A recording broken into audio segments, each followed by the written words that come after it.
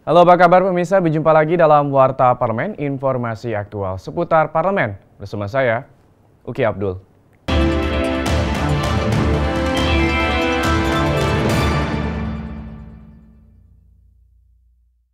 Warta Parlemen kita awali dengan informasi terkait musibah jatuhnya pesawat helikopter HR3602 milik Basarnas di Kabupaten Temanggung baru-baru ini. DPR mendesak pihak berwenang dapat menemukan penyebab jatuhnya helikopter tersebut. DPR juga meminta agar proses evakuasi korban bencana di Kawah Sileri Dieng tetap dilanjutkan. Kita simak informasi selengkapnya. Ditemui di Gedung Nusantara 1 DPR, Ketua Komisi 8 Ali Taher menyampaikan duka yang mendalam kepada 8 orang kru dan penumpang pesawat helikopter Basarnas yang menjadi korban. Selain itu, ia juga mendesak agar para penyidik dapat menemukan penyebab dari jatuhnya helikopter tersebut. Apakah berasal dari kesalahan teknis, faktor alam, atau berasal dari human error yang terjadi pada saat persiapan ataupun pelaksanaannya. Kami dari Komisi 8 DPR Republik Indonesia yang kebetulan menjadi mitra kerja turut berduka sedalam-dalamnya atas peristiwa itu. Mudah-mudahan segala amal ibadahnya diterima oleh Allah Subhanahu wa taala. Nah, bagi kita kepada para penyidik pihak kepolisian agar mencari sebab-sebab jatuhnya helikopter itu. Apakah jatuhnya karena persoalan teknis mesin ataukah persoalan alam ataukah persoalan manusia. Dari tiga aspek itu kemudian barangkali bisa dikaji.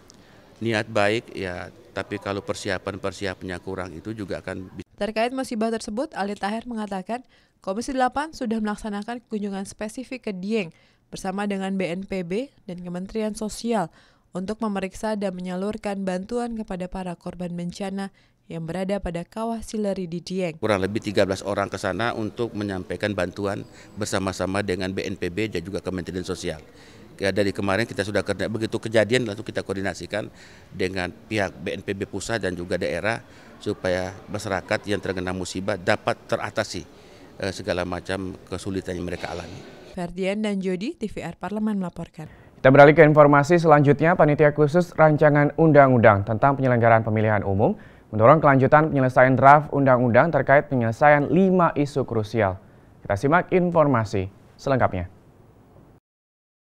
Wakil Ketua Panitia Khusus Rancangan Undang-Undang Pemilu Ahmad Riza Patria mengatakan 5 isu krusial sudah mencapai beberapa kesepakatan, namun belum sempurna karena terhambat pada penentuan ambang batas pencalonan presiden atau presidensial threshold yang masih bergulir dengan usulan pemerintah yang masih bersikukuh dengan penetapan angka 20%. Selain itu, Ahmad Riza Patria menjelaskan dalam penyusunan draft rancangan undang-undang ini diperlukan mekanisme sesuai dengan kesepakatan antara pemerintah dan DPR sehingga sinkronisasi dapat berkesinambungan dengan opsi tersebut. Belum sampai pada satu paket, kami menyampaikan beberapa pilihan, tapi pemerintah bisa mengikuti 4 isu krusial lainnya sesuai dengan harapan daripada fraksi itu yang kami tangkap, tapi masih tetap dengan 20% untuk presidensial.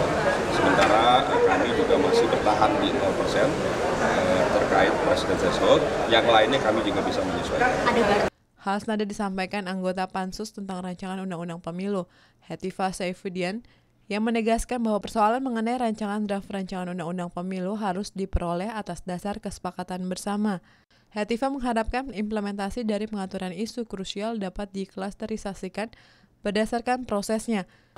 Memang tentu saja tadi ada masih yang dimerahkan tuh, maksudnya ada pasal-pasal yang memang belum bisa diputuskan kan karena sangat tergantung kepada opsi di isu-isu krusial yang kita pilih nanti, karena itu pasti nanti juga akan berdampak kepada berbagai pengaturan lain yang mungkin sangat terkait gitu.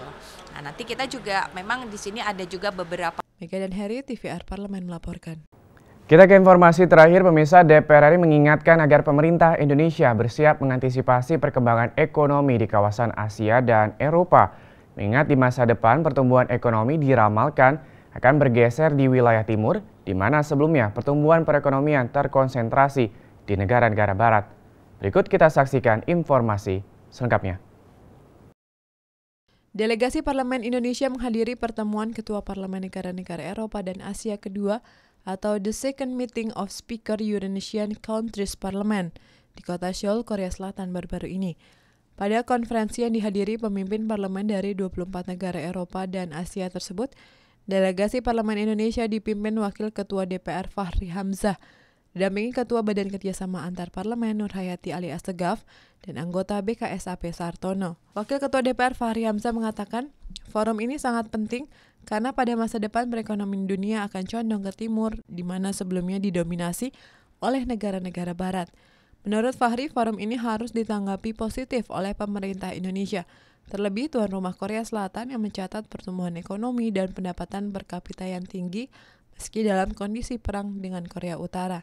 Dan memang ini menjadi menarik karena menyeret pertumbuhan itu ke timur yang tadinya didominasi oleh negara-negara di barat yang dianggapnya itu senja dalam ekonomi, ya, karena istilah ekonomi itu sudah saturated, ya, sudah pol lah ekonominya itu. Ya, karena itu sekali lagi kita harus terlibat secara serius dan implementasinya pada level eksekutif ini juga harus berjalan dengan baik. Sidang Parlemen Eropa Asia tersebut menghasilkan 10 resolusi tentang perdamaian, ekonomi, stabilitas, dan kemakmuran bersama melalui pembangunan berkelanjutan dan mendukung peran dan fungsi parlemen masing-masing negara terhadap kemakmuran bersama. Untuk menciptakan kawasan yang damai di dalam negara maupun antar negara, anggota delegasi Indonesia Sartono mengatakan delegasi DPR RI mengajukan satu draft usulan, yaitu tentang pengungsian agar permasalahan pengungsian menjadi perhatian serius negara-negara di kawasan Asia dan Eropa. Beberapa negara dan dari Indonesia sendiri juga memberikan draft usulan perihal tentang pengungsi, ya, yang selama ini karena kita juga sebagai daerah transit, nah ini juga perlu concern juga di kawasan ini. Untuk itulah perlunya kawasan yang damai supaya tidak akan terjadi juga pengungsi keluar dari negaranya. Dari Seoul, Korea Selatan, Iqbal Subarsah, TVR Parlemen melaporkan. Pemirsa, demikianlah Warta Parlemen edisi kali ini. Sampai jumpa pada Warta Parlemen berikutnya. Terima kasih atas perhatian Anda. Wassalam.